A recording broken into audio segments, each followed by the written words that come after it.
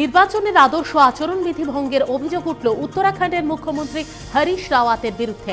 গত 9 মার্চ দেরাদুনের কুর্মাঞ্চল ভবনে হোলি মিলন অনুষ্ঠানে কুর্মাঞ্চল পরিষদের ভবনের জন্য 51 লক্ষ টাকা আর্থিক অনুদান দেওয়ার ঘোষণা করেছিলেন রাওয়াত। ওই ঘোষণার পরেই তাঁকে শোকজ করে কেন্দ্রীয় নির্বাচন কমিশন। উত্তরাখণ্ডের মুখ্যমন্ত্রী যথাযথ কারণ বা যুক্তি না দেখাতে পারলে তাঁর বিরুদ্ধে নির্বাচন কমিশন কঠোর পদক্ষেপ নেবে বলেই মনে করা হচ্ছে। এনডিএতে কোনো জায়গা হবে না শরদ পাওয়ারের, সাফ জানালেন শিবসেনা প্রধান উদ্ধব ঠাকরে। সূত্রের খবর, আসন্ন লোকসভা নির্বাচনের পর এনডিএতে সামিল হওয়ার ইচ্ছা প্রকাশ করেছিলেন এনসিপি প্রধান, কিন্তু তার সেই স্বাদ পূরণের পথে বড় অন্তরায় হয়ে দাঁড়ালেন উদ্ধব। রীতিমতো চ্যালেঞ্জের সুরে শিবসেনা প্রধান জানিয়ে দিয়েছেন, লোকসভা নির্বাচনের পর এনডিএতে শরদ পাওয়ারের কোনো প্রয়োজনই হবে না।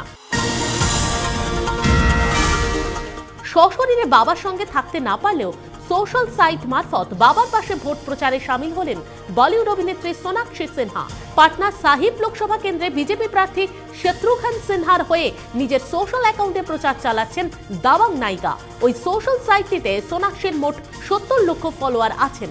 ফিল্মের শুটিং থেকে ফুরসত মিললেই বাবার হয়ে তাঁদের কাছে ভোট বার্তা পৌঁছে দিচ্ছেন শত্রুঘ্ন কন্যা।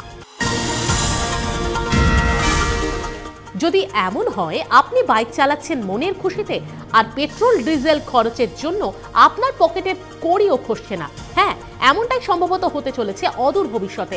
লখনৌয়ের স্কুল অফ ম্যানেজমেন্ট সায়েন্সের 2 অধ্যাপক ভরত সিং ও ওঙ্কার সিং নির্মাণ করেছেন এমন এক মোটর বাইক যা পেট্রোল ডিজেল নয়, চলবে হাওয়ার চাপে, কম্প্রেসড এয়ার প্রেসারে। ইতিমধ্যেই দেশের রাষ্ট্রপতি প্রণব মুখোপাধ্যায়ের সামনে তাদের নির্মিত হাওয়া বাইকের প্রদর্শন করেছেন ওই 2 বিজ্ঞানী।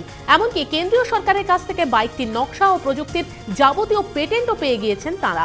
খুব তাড়াতাড়ি আম জনতার ব্যবহারের জন্য বাজারে আসতে চলেছে ওই হাওয়া বাইক, যার দাম হতে পারে আনুমানিক 85,000 টাকা।